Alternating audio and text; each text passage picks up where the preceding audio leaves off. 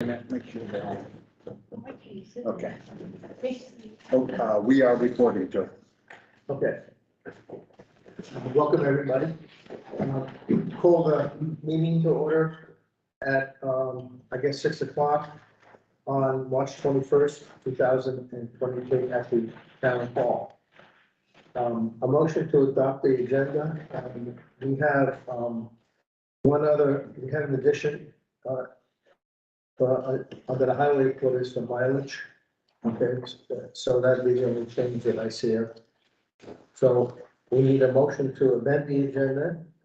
So moved. So moved. Okay. Everybody, a second, who seconded? I'll second. Okay. All in favor, say aye. Aye. Okay, so now we need a motion to adopt the agenda as amended. So moved. Second. Okay, all in favor, say aye. Aye. Opposed? Okay, good. Now come the minutes of March 7th. Are there any additions or corrections for the minutes as presented? If there are not, somebody will make a motion to accept the minutes as presented. So moved. Somebody second it? I'll second. Okay. Since there's nothing here, so all in favor of approving the minutes of March 7th, say aye. Aye. Opposed? Okay. Alrighty, highway. Yeah, you're on the- So we got FEMA meeting that, so Katie was here today and went over a bunch of stuff with Michelle, and Michelle sent a message saying that she's sent pretty much everything she needs except for some administrative paperwork for Bill, John and I. Everything is being sent up now to them to start. I think Katie's gonna put it into the portal. So hopefully that stuff start getting submitted for the projects for the FEMA. That's all I have on that. There's a highway 121. I only saw the email that Bill forwarded. But it looks like it was okay.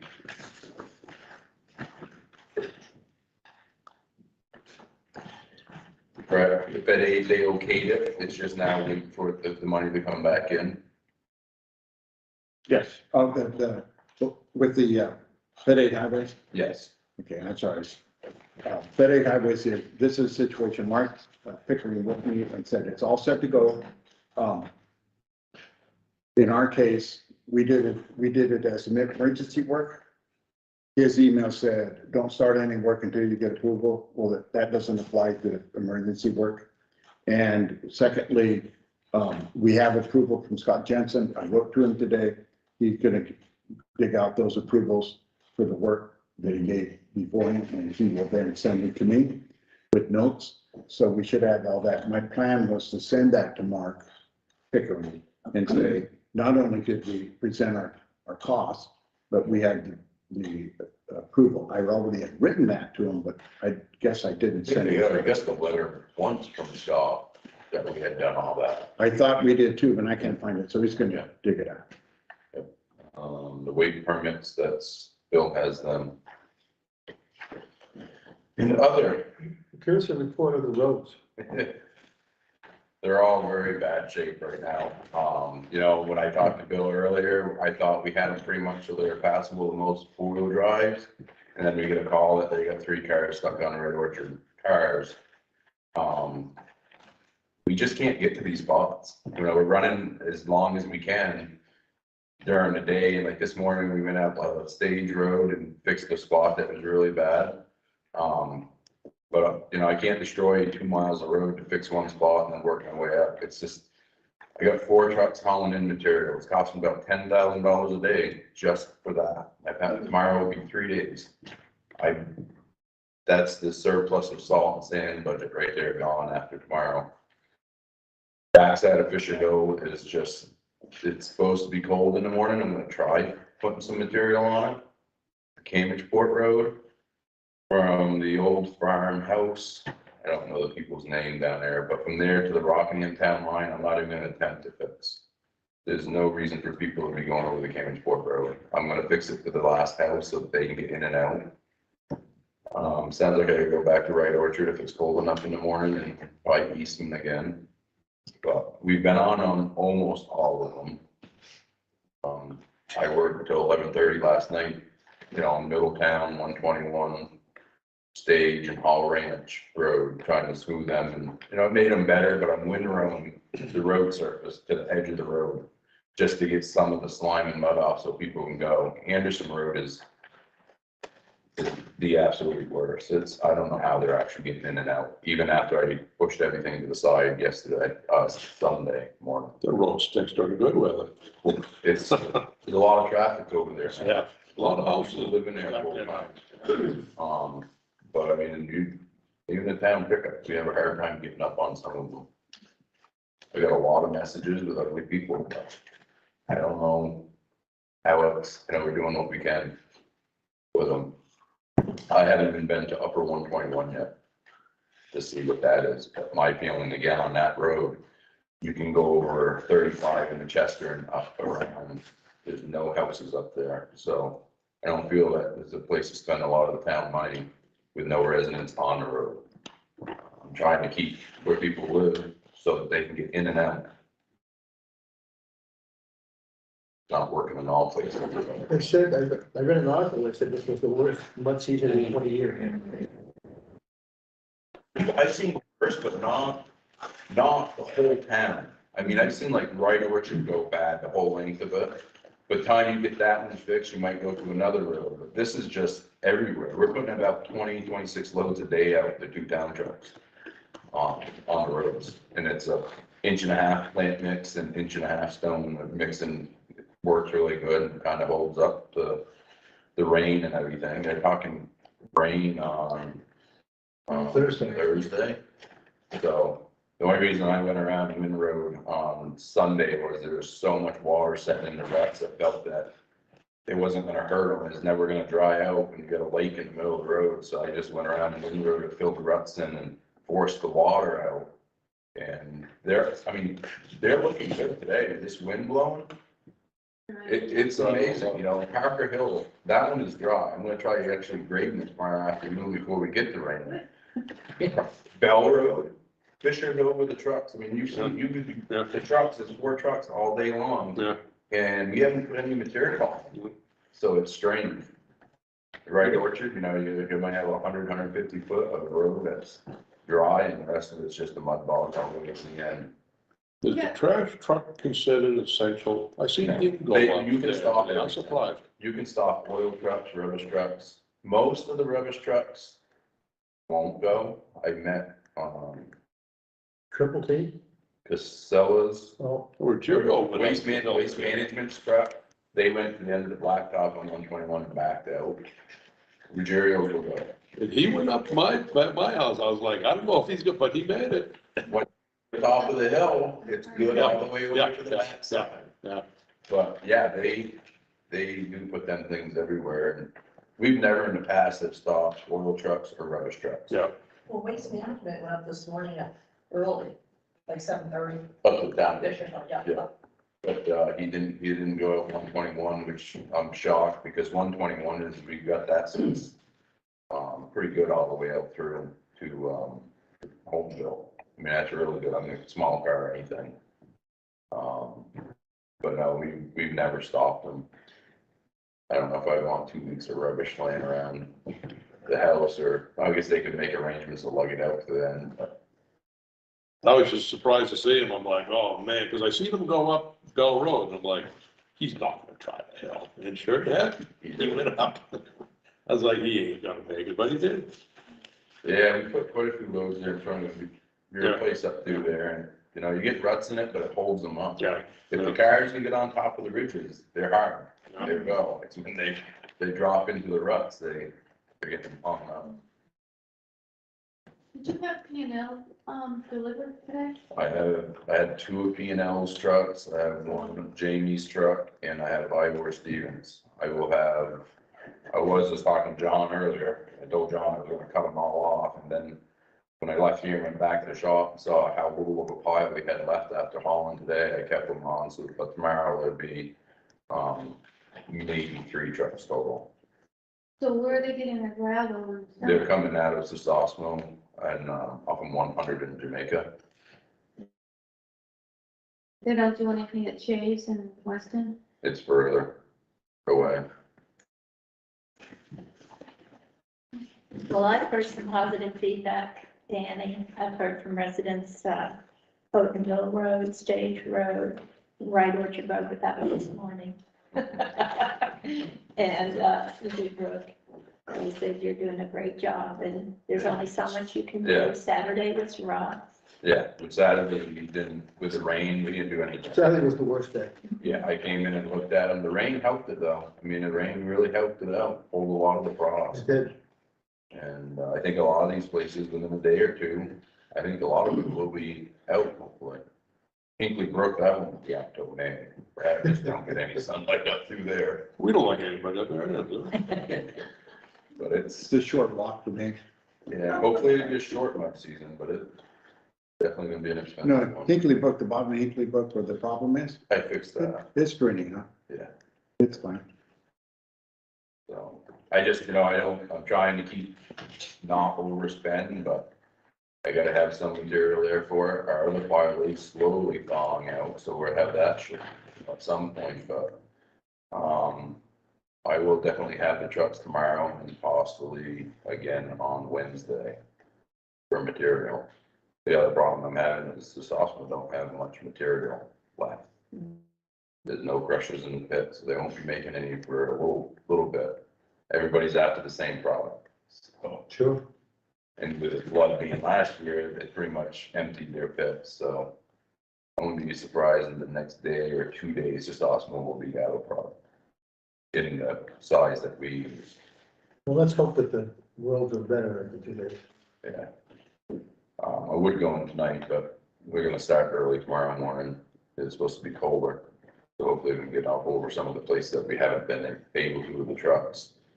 But this afternoon, a lot of places are they're looking better.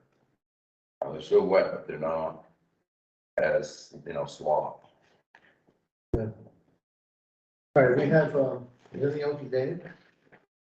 We have, some excess waste permits. That's a quicker for our 3 miles, Ivor Stevens, Gurney Brothers, Dead River, and also Camp Precast Concrete Products.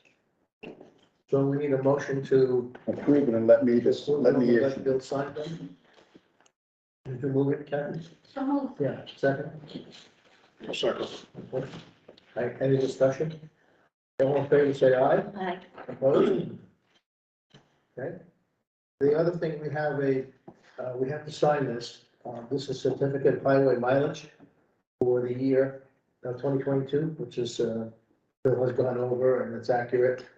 So I will pass it around. And all we need to do is sign it says selectmen on the bottom there. And leave space for the 5 people. Yeah, but 5 of us, all 5 of us got to sign it, so. Kim, you're on next. I don't have anything. I gave you guys all the quarterly sheets of the expenditures. If you had any questions, you could ask me prior or even now, if there's something that you have a question on. Everything looks like it's pretty much in order. We're 3/4 of the way through the fiscal year. So the percentages, you can see we're hanging right around 72-73% on most of our budget items. Some of them you'll find at 100%, they get paid probably once a year, or they don't find them on the low side. That's about all I have to say. The next is the complicated one. That's the appointment of the local officials.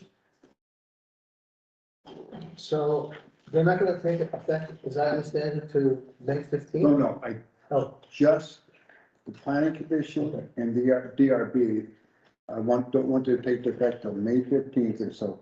I want to get the DRB through the hearings that they are already familiar with, and I want to then, and I don't want to interfere with the planning commission, whatever they have planned for their first Tuesday.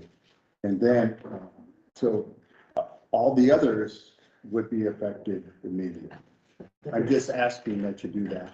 And then with regard to the planning commission, in that column, next to the last column on the right, those are the new dates that those positions would run out, and those need to be, that needs to be part of the motion that you prove that those are the dates that Eric, whoever you, Seth, if you appoint him, Matt Siano, and either Ron or Lester and Margot Matt would run out to be different than what we now had. Okay, so why don't we tackle the planning commission and the DRB board first? And so I need a motion to approve the members as of effective May 15th, and the motion has to include the changing of the dates where their terms expire. Okay, and you're just dealing with them, you're just dealing with Chris Wallace's position and Ben Jones's position. So would it be easier if we first voted on Ron or Les, and then voted on the slate for the planning commission with the new dates? Could we do it that way? Yeah, that's fine. Okay, so why don't, so how do we do I make a motion for one or the other, or do we Make a have a motion. election? You can make a Yes. couple of motions, and then it's easier that way, I think. So I move we appoint Lester Schwab. Okay, do we have a second? Okay, any discussion? And we're not voting for Ron Collette? Excuse me? And we're not voting for Ron Collette? No. We make a motion for you. If you want to make a motion.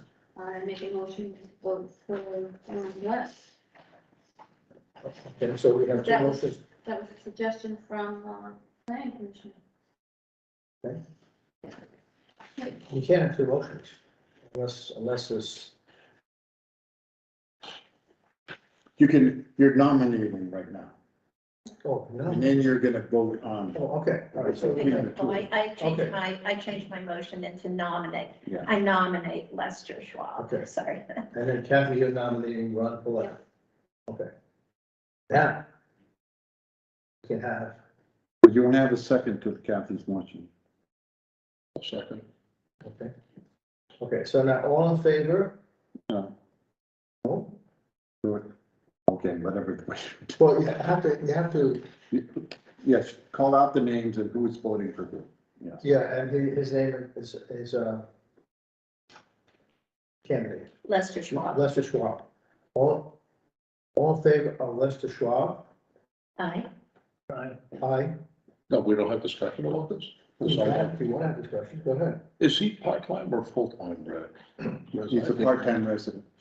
Does he have- I think I met him before. Don't you live in He lives across the Paul street. Waddell's house? Yeah, he's He's on been the- there about 15 years and was, all here through the pandemic, he lived here. Is gonna retire here, but he's here about 3/4 of the month usually, and then goes back to New York. So he does have plans on, for a position like that, I think that's kind of important, you know? Loves the place, absolutely. Grafton, the way. Does the planning board have a recommendation who they would like, or they're not allowed to, or? They Is had that- recommended Ron first. They had not considered any others. I just got this person's interest today. Just today. Ron had requested way back beyond the planning commission, he has a degree in planning. And he's full-time. I'd like to hear what the consensus of the planning board is, if that's how this is normally done, I'm not sure. I mean, I think they got a right to work with who they. I know we appoint, but I think they got a right to work with who they would like to. I guess I'm concerned, are they aware that Lester is on this today? And wasn't, when they had the meetings a couple of weeks or a month ago? Ron came. A lot of these, I got 4 or 5 people that have volunteered for positions that were not fulfilled today, all from that letter that was in the Grafton News. People have said, yes, I should help the town. But you already had Ron on there for a position.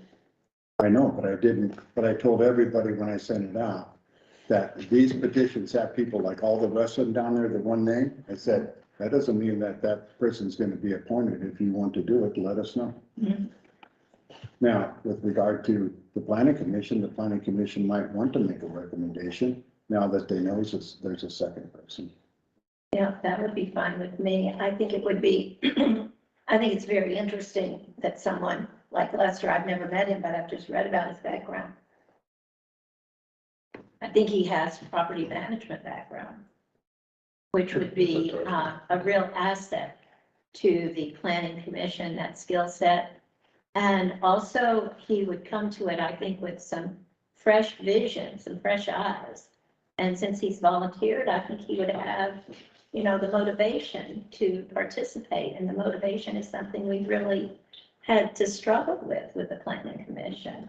Well, So I think we're lucky that someone like Lester actually volunteered and, I'm not No, I agree with suggesting that we everything that don't you go said. back to the Yeah. planning commission. I'm just saying that since we do have the purview of making the appointment, that it might be all right. My suggestion is that we postpone the Grafton, the planning commission until next meeting and let them come forward with their Sounds recommendation. good.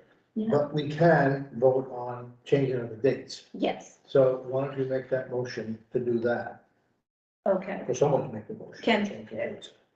Is it possible, I move that we change the dates for the termination of the 5 positions that are listed. Do we have a second to that? I'll second. Any other discussion on that matter? Not all in favor, say aye. Opposed? Okay, so now let's go to the development board. I don't think we have. No, you're not done with the planning commission. You haven't made a decision. Oh. No, you haven't. I said we'll postpone. To the- You said you Yeah, okay. postponed it, okay? The 5 people sitting at the Okay, table so- didn't say, let's postpone. So I thought we agreed. I did too. So we make a motion, we postpone it to next meeting and let the planning commission weigh in on who they would like to have. I'm gonna make that motion. Yeah, I'll make that motion. Sounds reasonable to me. Okay. Now, Now, any that discussion? includes Seth as well.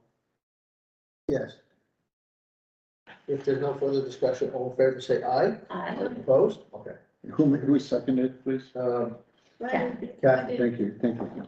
okay, so now we have the appointment of the DRB, which will take place on 5/15.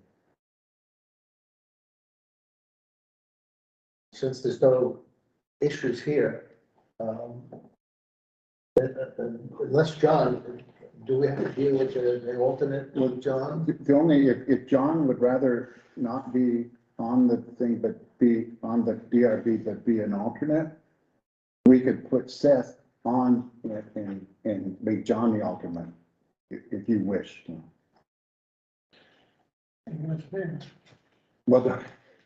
What did you wish? Well, it seems to me if you have somebody on there that's willing to do it, that you wouldn't search for someone new. I'm not quite understanding your Yeah, point, you John. want to stay on? I would think you'd want me to stay on. We do I'd want rather to. search for somebody else, but if you don't want me. No. That's fine. No, I had a feeling that you didn't want to. It doesn't make any difference. Okay. Okay, So so, we just leave it alone. so why don't we make a motion to appoint the slate of candidates that is on here now? So what all you're doing is Chris and Seth Patchett. Those are the only 2 you're, Right. the rest are all still on there. Do we need to go through the nomination process first, or can we just? go No, ahead you can and- appoint. Because you're not choosing, it's okay. There's no. Chris is willing to stay on again, and Seth is willing to serve as alternate. I move that we appoint Chris and Seth to the Development Review Board, and that their termination would be 2025. Second, I'll second it. any other discussion on the DRB? If not, all in favor, say aye. Opposed? And this takes effect on 5/15. So now we have all the rest of it, so. Could one motion solve the problem here? It can if that's what it's like. Unless somebody wants to do something different. If you want any, I would just for a second, do some discussion. And there's a new name there under the WRC, a representative along with Eric, and that's Cheryl Kaufman. Eric is on if you would like to make a comment, but I told her if she wanted that position, she comes from the request for volunteers that was sent out, and she's interested in that position, and I told her you need to talk to Eric to see what needs to be done, and then Eric has been in that position so long that I thought he might give a recommendation.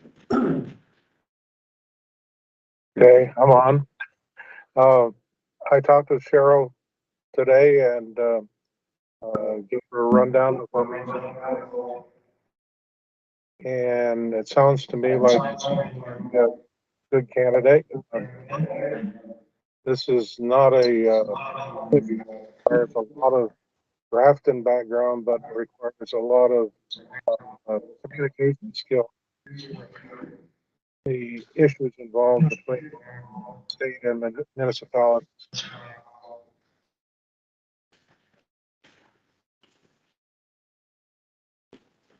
Okay? Good. That's fine, that's good. As long as you're happy, Eric, that's fine by me. And I don't think there was any, Kathy, you were able to, were you able to persuade Michelle to do the council on aging? I mean, Barbara? No, it's down for council on aging is Michelle, correct? Yes. He said yes. Michelle, Well, she wants to do we it. talked to Michelle today, Kim suggested that you do it because no one else had come forward, and she's really willing to do it inside of the. because I talked to somebody else, Tracy Lake's wife, and she had other commitment. Okay. Okay, good. So if there are any other questions, somebody want to make a motion to approve the appointment as presented? So moved. Second? No, second. Okay. Any further discussion? One thing, just Seth. Is he new to town too? The name of that, or, Seth? yeah, Seth Patrick, yeah, is he, I they live up on Pleasantville Road, they're full-time residents. Yeah. don't think I know that. They came here from Jacksonville, Florida, Florida, and he's working here remotely. He still belongs to the law firm in Jacksonville. He works remotely from here. They're very integrated into the community. They just jumped right into. Which house did they buy? It's He's the got last two house. kids in school Yeah. here. It's the last house on the left going Okay, to Wyndham. Okay, yeah. It Yeah. was the one that was refurbished a couple of years ago. Oh, okay. Yeah, really nice family. Yeah. If there's no other discussion, all in favor, say aye. Opposed? Okay. The next item is the local emergency management plan. Yeah, the first 10 pages are there. I sent you the entire one from last year. Although I have a couple here. I sent it out to you. There's one right there on your table over there, and there's one right in front of you, and there's one here on this table. I didn't want to print out the thing, and I wasn't going to print out 74 pages, but you had a chance to look at it. I sent it to you last week, so. I already looked at this, so maybe you just, And I didn't hear back I sent it to the emergency committee, which includes the fire chief and rescue. And I didn't get any comments from anybody with regard to any edits or changes. I got a Grafton fire roster updated one, and that's been attached. That had to be updated, and there's a few other things I had to update as far as position goes from last year that I made all those changes.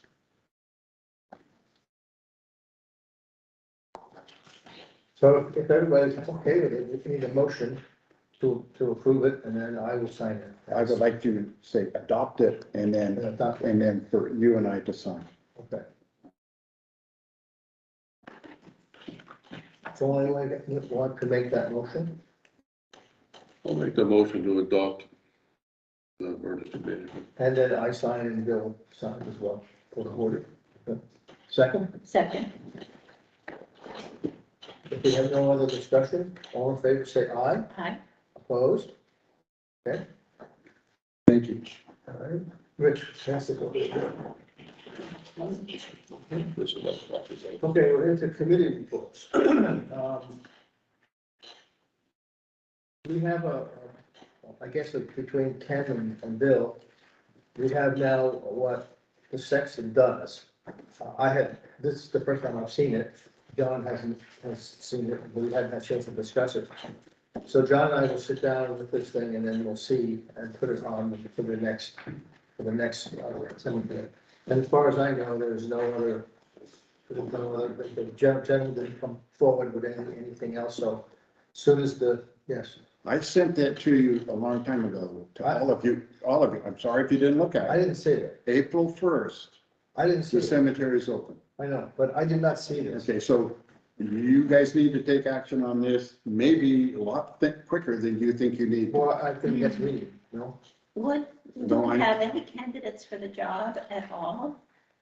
Anyone who has expressed? No, any- but you, I haven't heard of any. did you talk to Fenton Hennessy, Kim? I talked to them, they really would like you to seek out an agent, if at all possible. They can fill in for the time being. But they would do it now until we find somebody this Yes, month. by default, they would. But that would be it by default Okay. if we got into trouble. This takes a really special person, Yeah, It it does. does. It really does. and it's a very important position in the town. It means a lot to our families at their most vulnerable time. And I wish we could find someone who really fit this job description.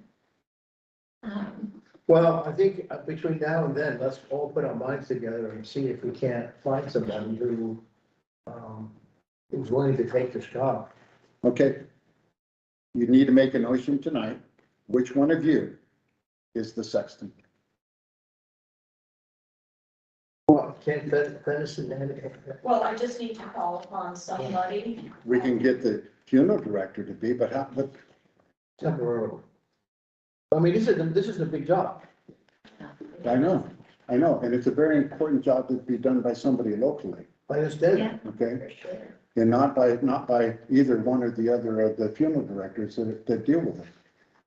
But I couldn't agree more, but, I mean, unless we have a volunteer, this is not my ballot. I mean, this is not something I need to do. I can do. You said you had a list of volunteers that called in, anybody of those volunteer lists interested?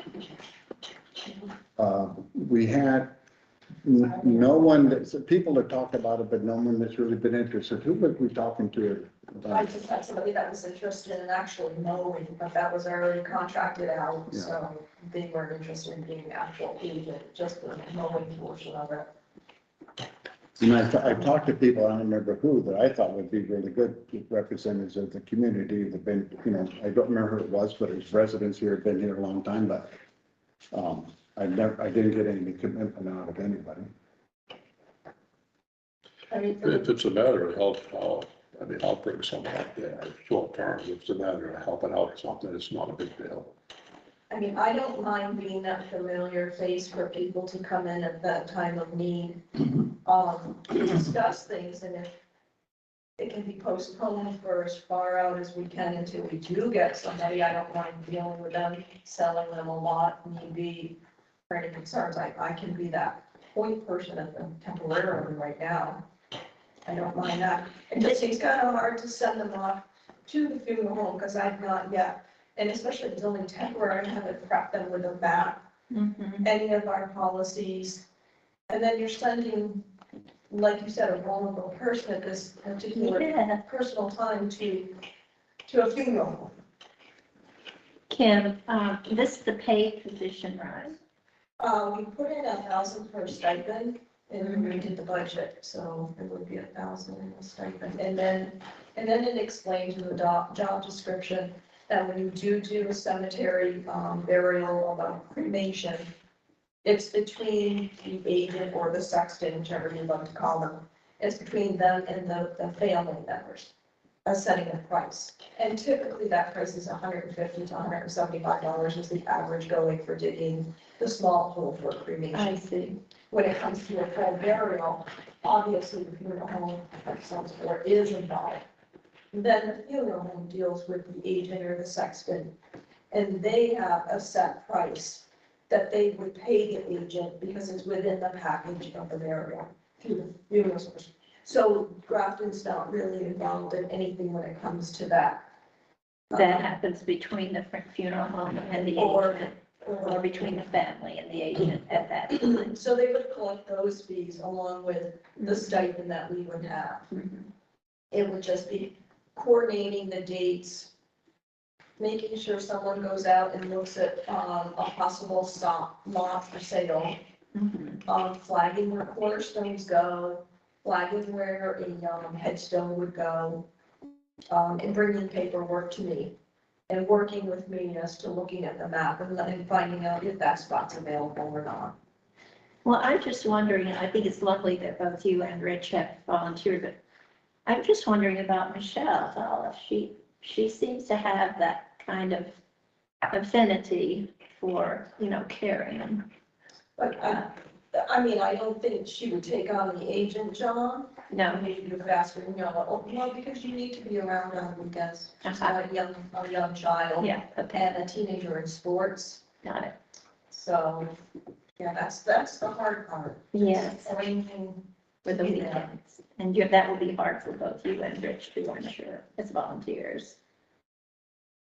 Ooh, have you, advertised this in the Grafton News Bill? Yes, And didn't get anything? pardon me? Didn't get anything? That's fine. Creeps too many people out, What about Concord? Good. It's so- you know? And even complicated too, because it's two people who knew where the graves were are no longer with us. So, I mean, even though we have the maps, but, they had firsthand knowledge of certain things, so that's even more complicated when you're going out there to, Yeah, to go to, pick the location, particularly in the older cemeteries, if there are plots available, like I many mean, times. I sold a couple since all this has happened, and primarily they went and they did look where they'd like, and then took a picture, came to me and told me who was beside, who was in the vicinity, and I was able to look at the map and tell them whether it was available or not, and I was able to sell, I think I've done 4 of them. And that's how I did it so far, without actually going into the field with them. Like I said, Pat and Hennessy said that, by default, they could help us out. And typically what they've done in other towns is they hold the maps also the same copy I have. Makes it easier for them to be able to put the headstones, know where the cornerstones are. And actually, it's even more precise for them as to mapping it where they're buried, because sometimes mapping and the burial don't always go together, and you find that out later in years. When you want to bury somebody there and you find out they're already, something's already there. But the problem is, we had our Wood Senior, then we had Don, and then we had Walter. And for all those years, those people knew everything. Now we're starting afresh with an individual who has no real first-hand knowledge other than what we have, which complicates the matter. So, but Bill, can we, You guys have to take some action tonight. Yes. So that she has somebody to rely on Right. beginning April 1st. okay, Period. but if Rich is willing to take it Yeah, for that's fine, then, for then another couple of weeks, if someone else comes up, then I'll, and then. Say seal it, yeah. Kim, perfect, will that work? perfect. Okay. thanks, Rich. All right. It's a dying job. What else? Oh, Do we have anything on the highway? Are you going to appoint him Nope. Oh, temporary? I guess. Is that- Or you, if you're gonna pay him, you gotta appoint him. Okay, all right, so we need a motion to appoint Rich. And I don't mind doing this. I moved to Select appoint board. Rich as the Duties, temporary too. cemetery That's fine. sexton. Do we have a second? Second. Okay. Any other discussion? And that was as temporary? Temporary. If there's no further discussion, all in favor of appointing Rich Thompson to be the sexton on a temporary basis, say aye. Aye. Opposed? Thank you. You have anything in the highway committee? Okay. Parks, there's really nothing, the logging is done, and There's a few, of the, what do you call it, the firewood logs. By a few, I mean, there's a lot up there, but it's probably 2 or 3 truckloads at the most, once the roads get solid. They took an awful lot out of there, and that one day before all the roads softened up, P&L took a well, lot. P and L put all the wood, so Yeah. as soon as the roads stiffen up again, then he'll take. Yeah, the he'll rest. take them out, so we won't be anywhere near April, I don't think, unless this mud season goes I on. don't think so. And are they gonna repair? After they take those logs out, any repair work that needs to be done? There's other work that needs to be done there. Once everything hardens up, the, Tim will go through with Longview. And they will go back through the trails and look at what needs to be cleaned up around the trails, yeah. If you notice right above what's stacked up there right now, there's some trees down in the woods that have to be handled. Was there any word on that? Didn't they probably apply for a second grant? You know where, They're just starting on that process for the second grant.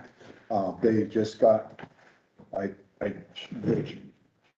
just sent to them, the, information for a meeting on, how to apply for the rest of it. And I sent that to Margot, Mikefield, and Al Simmons, and, they're handling it. They keep me as the contact, I wish they would do it, but they keep me as contact, so everything I get, I send to them, and they're handling it. Good deal. okay, personnel, we have the harassment training issue. Yes, so following up on your question from the last meeting, Joe, Kathy and I pursued this, and the reason for taking the course is in fact to prevent harassment in the workplace. Specifically in the course description, it says that this course will teach you to identify workplace practices or behaviors that could have a discriminatory effect, identify harassing behaviors in the workplace, and take action to prevent harassment. So that's the purpose of the course and why it's part of the grievance process. So in following up with how to get this going and make it possible for people to take the training, Kathy and I spoke to our passive HR consultant, Jill, and she explained that there are 2 ways of taking the harassment training, and that's what created the confusion.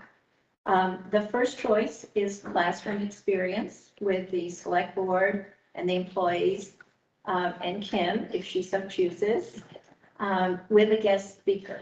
And the guest speaker would be funded by a grant applied for by the town. The second option is individual online training offered for free by Passive. And the individuals take the course when it's convenient to you, and the select board could set a deadline so that we all complete it by a certain date. Kathy and I chose the individual training option.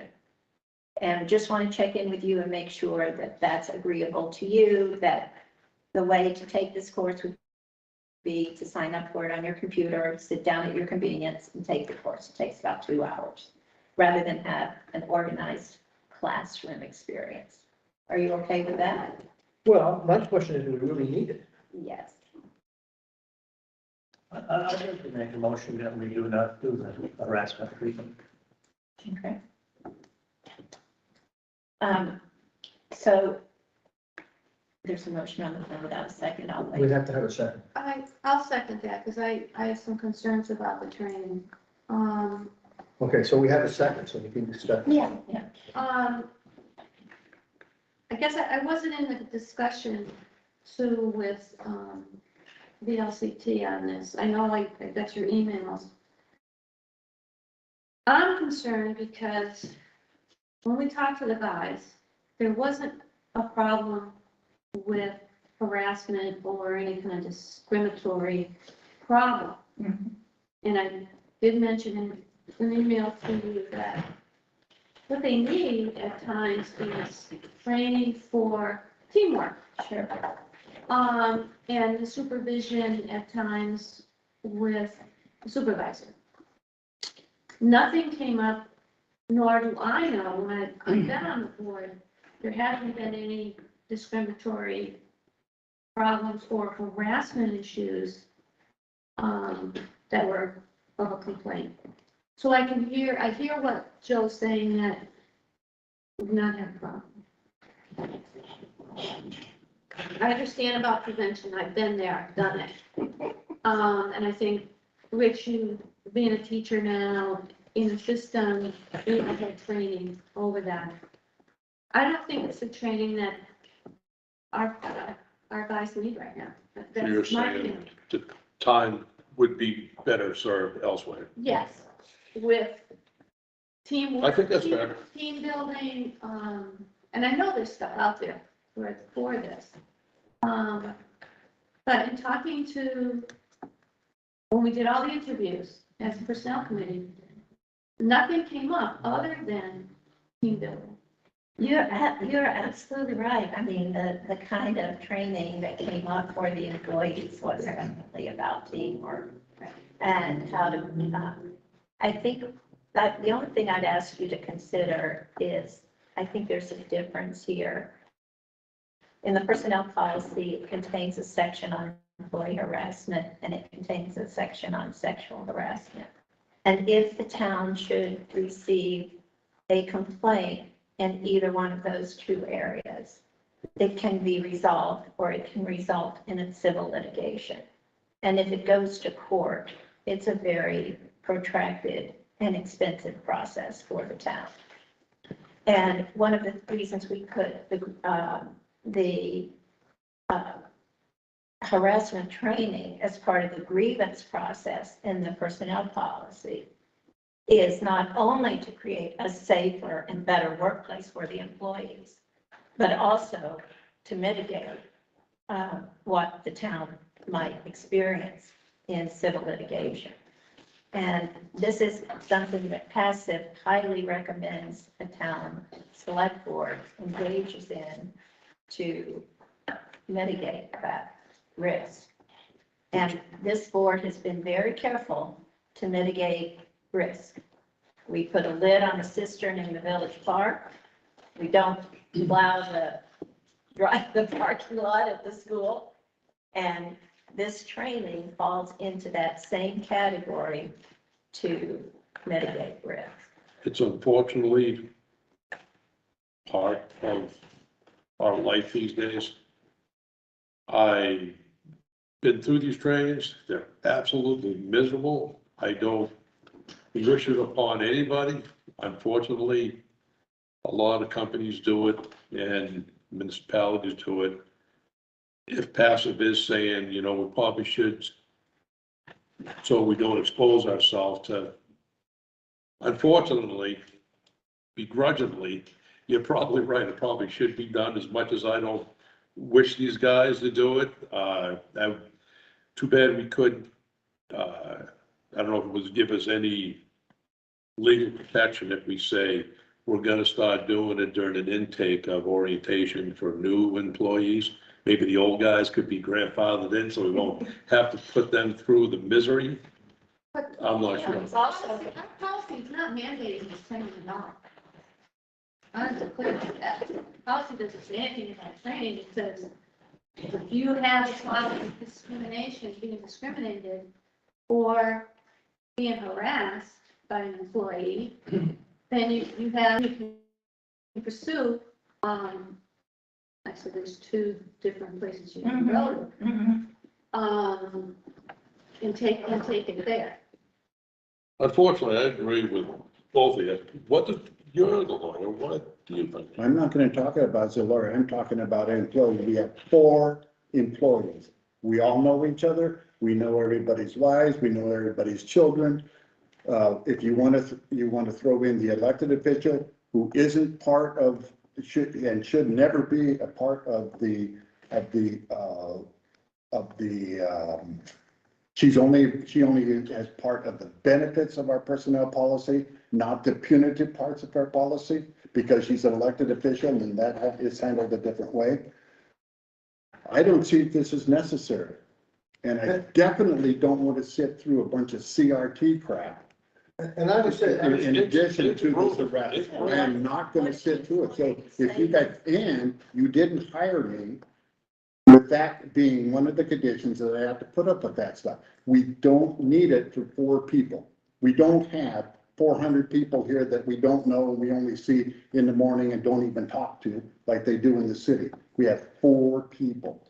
And the issues that were brought up were the issues Kathy mentioned. You know, we were all raised by really good families because I know them all, I know they all are. What do we need this for? Look, So what are you calling crap, Bill? Harassment, why do we need, you tell me why we need harassment training. listen, Bill, I just asked you a question. What are you calling crap? That, I didn't hear what you said is crap. Telling me how to behave at 80 years old when I learned it when I was 6. That is correct. So the training. Yes. look, I've been a selectman now 17 years, I think, thereabouts. I've been in government here well over 22 years. And, I lived here, and this has been a town for more than 230 I years. lived here for in excess of over 40 years. We've never had an harassment problem. I talk to my employees. If I have a problem with Danny or with thing, I've sat down and talked to them, they've talked to me. We solve it out. I think it's absolutely unnecessary to have this kind of training, but for the 4 employees we have Okay. and the way the town is built, that's just my feeling. So, look, majority rules here, and I'm just pointing out that the grievance process, which is an addendum to the personnel policy, is where the training appears. Kim asked specifically if the employee and the sexual harassment parts of the policy apply to her as an elected official. And we actually researched that question and we put it in the addendum that she signs. So I just want to be really clear about Kim as an elected official. There's a motion on the floor. If it's the pleasure of the select board not to take the training and have that be part of the grievance process, then we will need to pass this motion and we will need to change subsequently the grievance policy and take the part out about the training. I want to be, I feel it's my responsibility to point out the risk that we are taking on as a select board if we decide not to sit down at our computers and take 2 hours of harassment training. So, enough said. Any other discussion? I agree with everybody, unfortunately, but I know it is a norm these days, for better or for worse. I would just assume if it wasn't like that, but it seems like it is these days, you know? But maybe we should use sheet, maybe we'll be. And Kathy, I honestly don't think this replaces or needs to be done in lieu of teamwork training. I think this is a free individual course.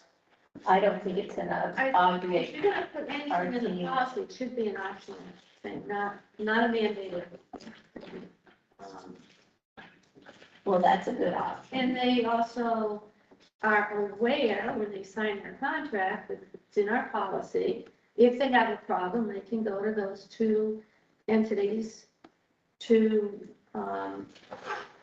make a complaint or whatever. But leave it as optional, but not mandated. Okay, we have a motion on the floor. Since it's a little controversial, how do you, yea or nay? I'll agree with Kathy, let's have it an option. I mean, No, that's not, the motion is, do we need to do the training or not? do we need to do the training? Do we No, want to do it or not? That's what the motion Are is. we having a roll call vote? Is Yeah. that what you're saying? Yes. The motion is Motion by Kathy, second by John, not to do the harassment training. Just the opposite. I made the motion. Right. John made a motion, Kathy, So are you in favor? I would rather not see it, but I could be short-sighted, so I would rather not see it, yes.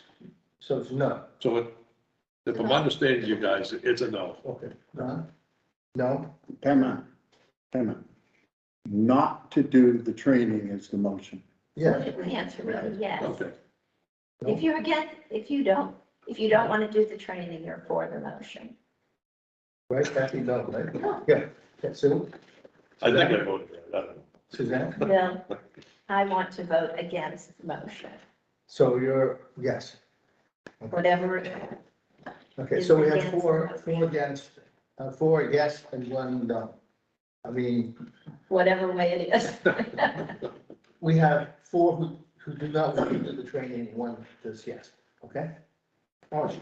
I wouldn't wish that on my worst enemy. So, Joe, just to wrap this up, at the next meeting, we will need to take that off Yeah, have we'll- another motion to take it We'll off. put that on the agenda. Building committee? You have, and I sent you quite a while ago, two estimates for doing the work. This is our preliminary work to putting in the elevator for the electrical. And it is for Green Mountain Power to put in a transformer, a small transformer over here on the ground there, in front of the, on this side of the homestead, in line with the other transformers that are out there. There's a map on Green Mountain Power's, in the back of Green Mountain Power's estimate. The work that, there's a map on Lawrence and Lober's estimate. The Green Mountain Power cost for putting in the transformer is $5,320.80. And there would be then a cost of Lawrence and Lober to do the work to put it, to run the wiring and hook all that up, the 200 amp electrical supply. That cost will be about $7,960. So altogether, you're at about $13,000 to do that work. This is all preliminary to doing any work to install the elevator. That's the first part of what is presented on these two bills. The second part of what is on these bills is for them to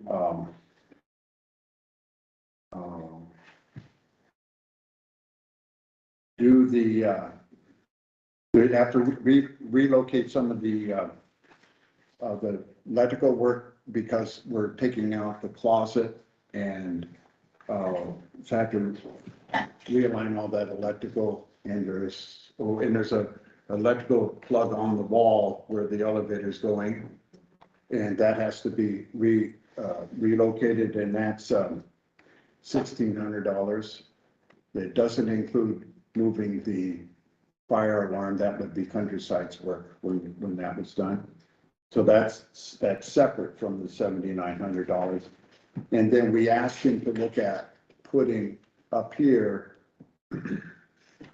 two outlets on the wall that were more convenient, and also two outlets in the center of the floor here, and one of those outlets would contain the Ethernet hookup, so we don't have to run this wire all the way over there and come out of the floor here for the meeting purposes. And that cost of doing that work up here would be $2,290. That I'm not asking you necessarily to consider tonight, but we need to get permission from you to proceed with the Green Mountain Power work and the Lawrence and Lober's work to get this 200 amp service to the building, and also to that $1,500 to take care of the electrical work of what has to be torn down in order to accommodate the elevators. We don't have a choice. We need to have the service. We need 200 amp service. I mean, we have to be realistic. Question, Bill. I think Kim, No, I agree, we need it, and this is something that we've needed for years, even before the thought of an elevator. We've maxed out our budget amp for quite some time to keep putting this on. So I guess our biggest question is like, more or less, we're gonna try to get a decision to where do I take the funds from if you should pass this? Is it gonna become an ARPA fund? Is it gonna become, maintenance to the town hall that we do out of our general fund? Or we also have funds in the, capital budget. So those are another thing to consider when you're deciding on those two options. Would it qualify to be covered by the ARPA fund? Yes. Yes. And do we so far have enough in in the ARPA allocation to cover this cost in addition to the other costs we have? We anticipate by July to get the second two payments, one from the county and one from the federal. We should have just about 200,000 coming in total. The elevator estimate is just a bare estimate right now of 134, but there aren't any bids in yet. They're just being sent out. But I think there's enough money. We're So gonna, there's it's a, probably enough money, and according to what Bill has read, and it can be used, the ARPA funds is, they've gotten very lenient on what we can use it Right. for. I don't know, They're lenient now, they're not gonna be later, so use the money. Spend the money then. Yep. And I did talk to, and we do have $10,000 from the Winter Foundation to close to that. That's the added on. That was given to us as a for the grant. grant, you mean? Right. Yeah. for the For handicap the, accessibility. For the So that elevator. would definitely have to Yeah, adjust. so elevator, that's electric. another 10,000 above the ARPA. So we have that. So is it 200,000, Kim, for the Well, total? 200 is what we're gonna get in from both county and federal. 97 something. Second payment should be here in July. I got a question. Well, maybe this doesn't have anything to do with it, but what was the email from the foundation talking about upgrading? I was gonna talk about it, yes. I was gonna talk about with this, I understand that, but does it have something to do with this here? yes. Because they were gonna request funds from us to upgrade that, so. No, I did talk to, I had a meeting with Bob Donald, and I assured him his concern was there's pipes and stuff in there, and I assured him that that would all be included, whatever work is done, and we wouldn't have to worry about it. And he sent a letter to Bill O'Kane, I believe, or you called him today, and there was no mention of any upgrades or anything. Well, He specifically, yes. There's an email today. Oh, Yep. There's nothing, this is not something I snatched out. Oh, okay, I didn't see I that. didn't think it was there, so Yeah. I'm wondering what this has to do with this. Do we not allow funds for that? Isn't the He's email suspicious. today about the easement? No, he specifically says the generator soon has to be upgraded, and he wants the town to chip in, is what I got from him. Is I that, haven't seen that. Okay, did that come in Okay. today? I didn't see it. I didn't see that Go ahead. I read your email, Bill. let me finish this and then I'll, that, because that would have to be happen if, whether we did the elevator or did nothing. The engine over there is falling apart for that generator. We have had the luxury of that generator. It would have cost us years ago about $7,000 or $8,000 to put a generator out here. We would have had to insure it. We would have had to put oil in it. We would have had it inspected at about $600 a year and so on and so forth. And right now we'd be looking to replace it because it would be about 15 years old, okay? We had none of those costs because when Stan Mack was over there, we got them to agree to allow us to hitch to it. The only thing it costs us is to run a wire from Homestead over here into the building and hook up over there. The only issue that I want to talk about, so whether or not we're gonna help them replace that engine that's falling apart, and it's old engine, it needs to be replaced, okay? It's a big, huge diesel engine. The only thing that we that has to do with this is that in the hookup to this building, when we go to 200 amps, that generator is a 100 amp, and the new generator that they're gonna get over there is gonna be a 100 amp. What they hook up here to the switch that we pull is only gonna feed 100 amps. It's not gonna feed 200 amps. We don't need it to feed 200 amps. We don't need it to run everything in this building. We don't even need to run an elevator with it because the elevator will go to zero if there's no power. It just goes down. Okay, so we don't need it for, we don't need that, and that's the way they generally design all these things according to the engineer.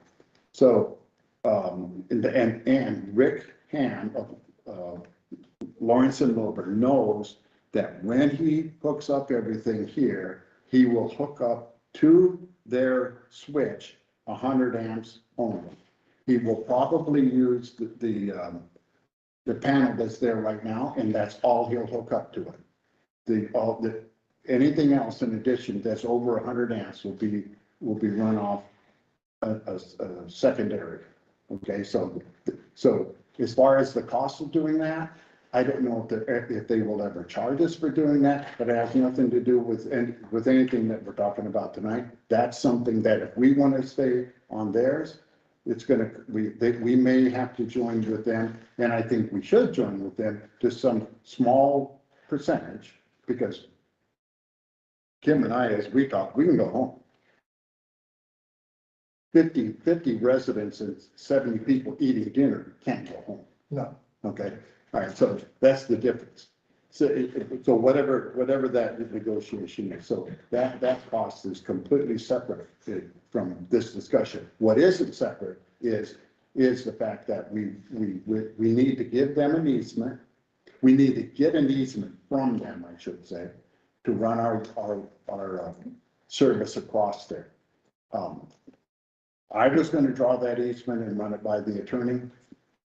If you want the attorney to draw it originally, whatever you guys want to do, I think it's a really good idea that have that recorded along with some sort of a map that measures how far down the wall it's going to go and draw a straight line across the thing. Doesn't have to be a survey map.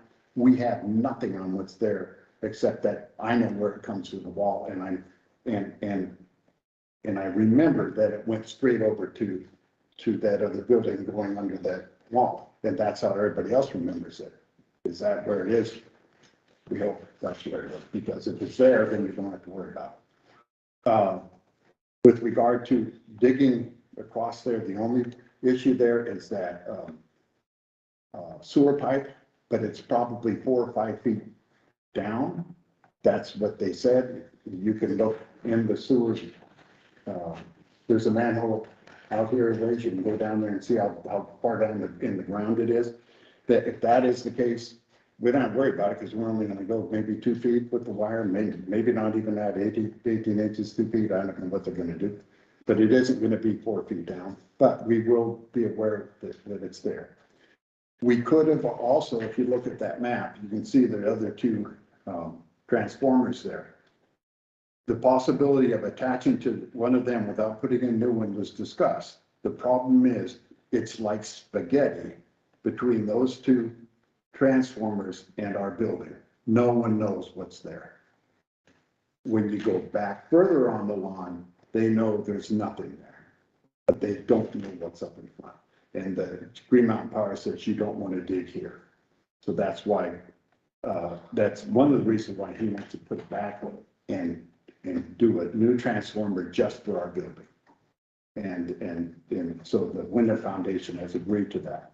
So what I'd like to leave here tonight with is that we can deal with Winter Foundation as far as the easement goes, that we can deal with Lawrence and Lober as far as their $7,900 bid for doing the 200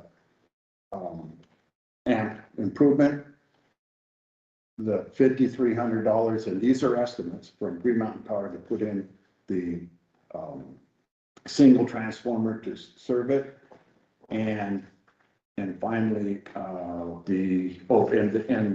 the Lawrence and Wilbur bid of $1,600 to remove all the electricity that will be, that will be affected by putting in the elevator in that location, both the closet and what's on the wall.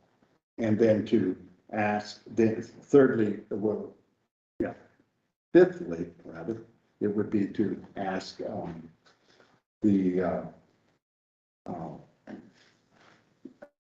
alarm people to move to what it would cost to move theirs and see, and make that arrangement when we do tear down that.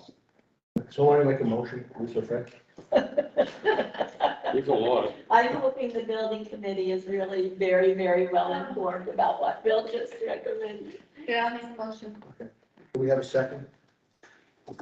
Yeah, I'll make the second.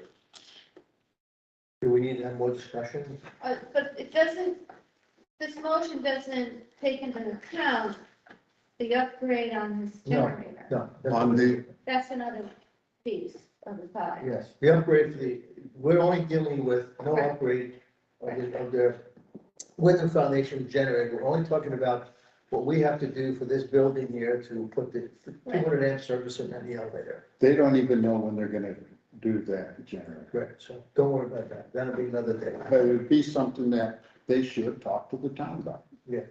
And maybe they will, and maybe they won't. The other Let's see what question, you happens. said we don't need a generator that's 200, you said 200 amp? 200 amp, Why wouldn't the foundation want to go that way? Because of the in and the homestead? because it costs a lot more to go with a 200 amp generator than what they have. Yeah. And they don't need it. That's what they said, they don't need 200. Yeah. And we only need 100 amps to keep the building on, Yeah. enough of the building to keep the heat and light and whatever is necessary, so. My only question is, and I wouldn't mind if Eric, if he's been following this, he knows everything about electricity. Just as long as we're not taking ourselves into a corner sometime down the road, it sounds like all the bases are covered. Sounds like something's not gonna pop up and we're gonna say, oh, well, we should have done this, that. No, I think this is You know, good. And if Eric wants to weigh in on, Been following your discussion. And, I did have my hand raised before, but are you hearing me now? Yeah, Yeah, we can. I'm glad to hear that the transfer switch situation has been looked at. I think that going with whatever the Wyndham Foundation replaces their generator with is the right way to go. More salt to the stew. I think I trenched for that connection on the transformer box into the homestead. So I'd ask him where the conduit goes.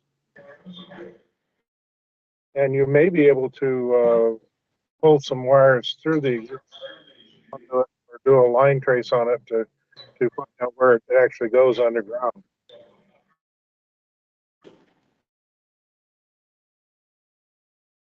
Okay. So is the line, we're gonna follow this one, the red one. the, We're not gonna do. you see where the box is and the bubbles around that square? Yeah, It's in direct line from the rear end, I mean, the most northerly end of that Yeah. box into the building. Probably not where that line is there, because I do know that that line goes over the wires, but we'd have to, what Carl and I talked about at our meeting with the foundation is that we go out there, look where those wires are. There's a water line and the power line come into the building about the same place, probably at different depths, but they both come in about the same place on that wall downstairs. And so we would move northerly, we'd move that way from it to avoid all those, which would probably put us at the back end of that new transformer. okay. But the only thing they think they're gonna be concerned about that far back is that sewer that sewer line that goes back, and you can see just before this shade tree, just before you see that in the lawn, that's where that manhole is. Okay. What we gotta do, oh, I'm sorry. In the motion, can it also be stated where you'd like to take the funds from for this project, just so Yeah. I have direction from you guys? From the opera fund. So add that to the motion. Was there any, you and I talked about, what was the recommendation? It depends if you had any idea for article funds for the rest of the remainder. That's the only thing, and making sure that it does pass through ARPA, otherwise it would be maintenance. I think a portion of, I think it should all go through ARPA. It could be argued that a portion of the 200 M was made necessary a long time ago and could be considered maintenance of the building.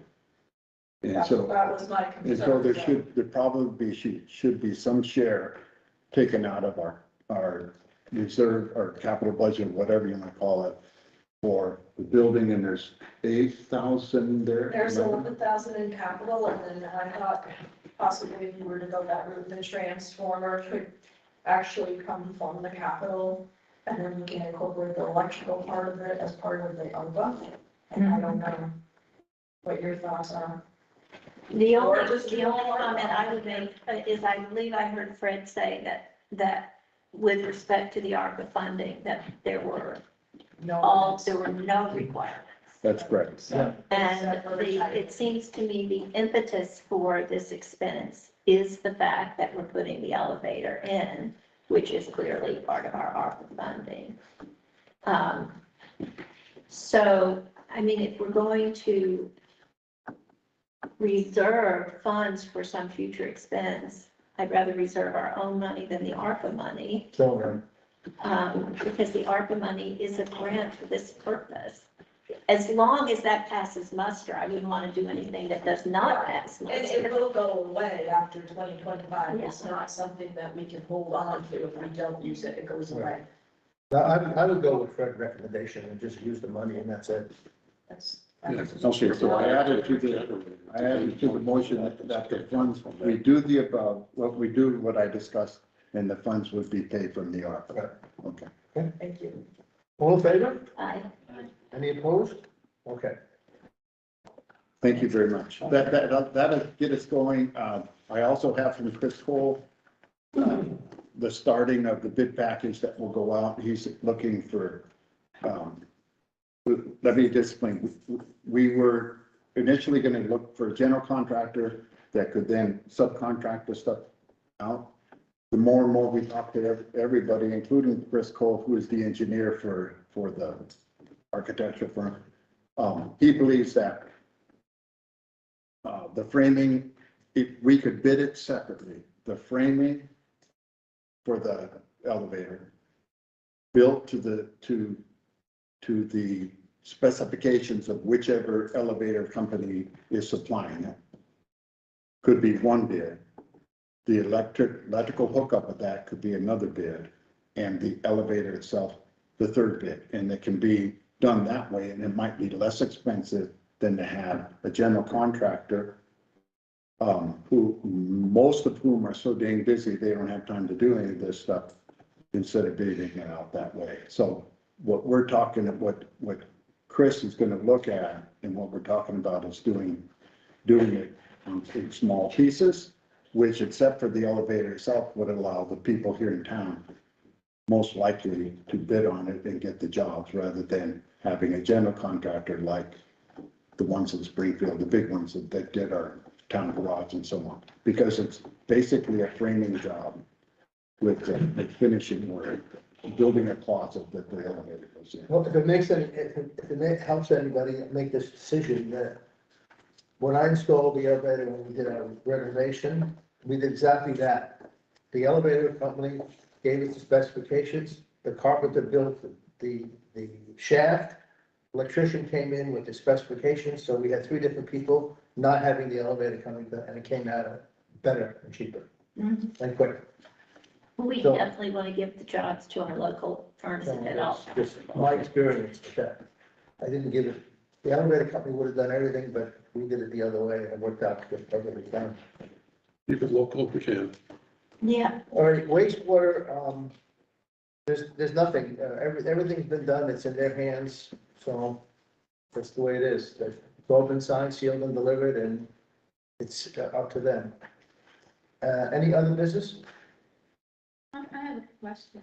Go ahead. When we talked about the ARPA money, and if you saw the shopper, I think it was this past week, the shopper, they were having 2 public hearings Yeah. about ARPA money. Fellows Falls is doing that. Is there a stipulation in the ARPA monies that the town, being Grafton, do they have to have any public meetings as to how we use the ARPA money? No, it's a choice of the town. Do we have any public comment? Well, I suppose I should speak up as I can. I mean, Bill's been working on the grant for the wall work up along the Hinkley Brook between Dolly's house and mine.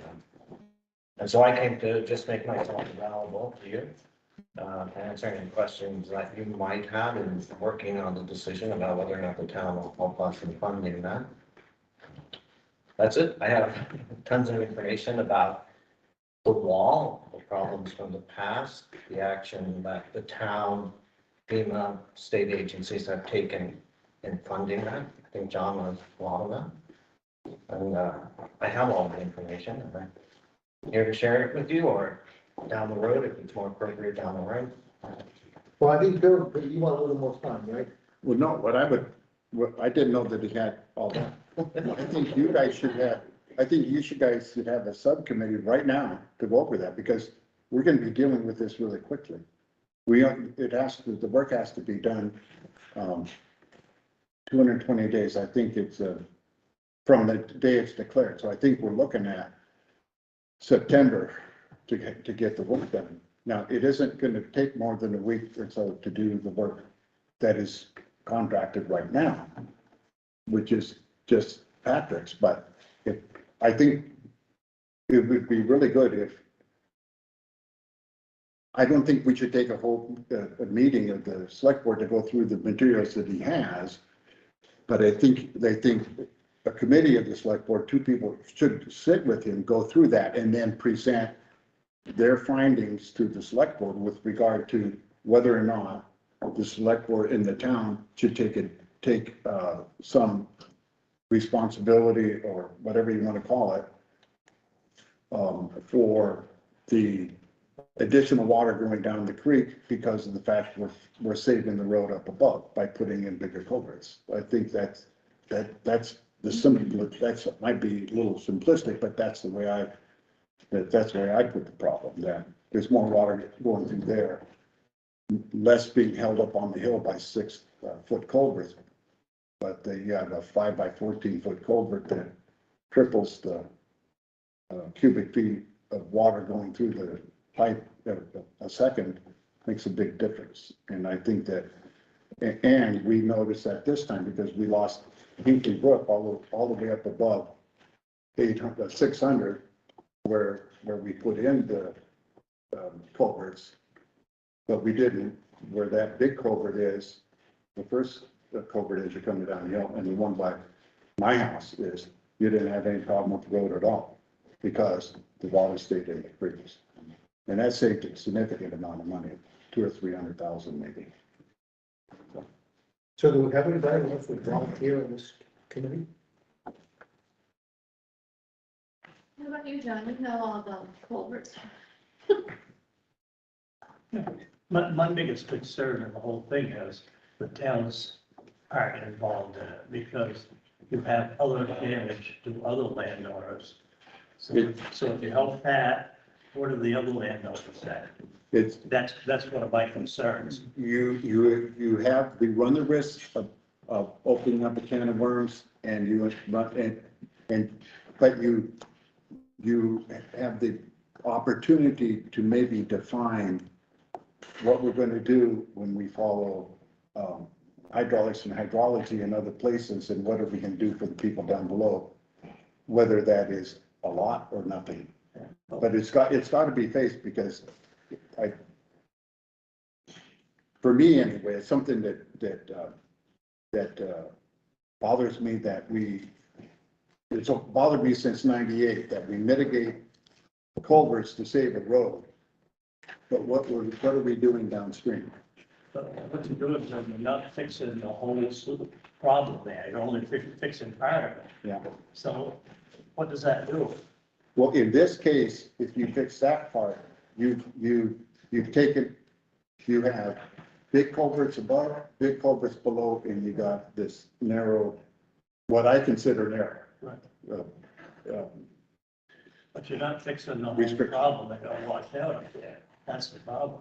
Well, you're not fixing it up above, that'll have to be fixed, but Yeah, what you're, fix a small section, you know, what good does that do?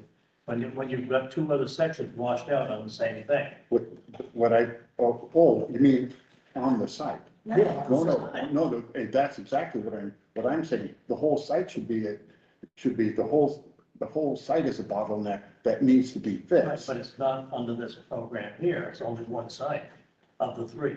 They're only addressing one site, Right. and what we're talking about is the town gonna address the whole thing. Well, then it gets involved in other people that had damage in other locations. Except that there is a narrow precedent in dealing with that wall and that location because of the culverts. So that started in '96 and then was done again in 2003, 2004, and then again after Irene. And that's a narrow precedent, not about anywhere else in town, but about that site.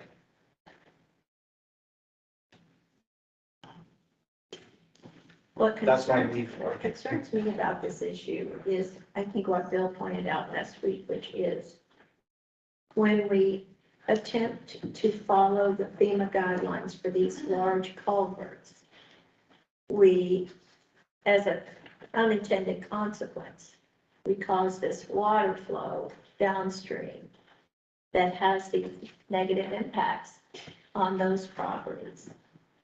And I think the question that's being asked is, to what extent does the town have responsibility then? Because we've installed these culverts to mitigate some of the expense for the property owners downstream. Isn't that the basic question we're asking?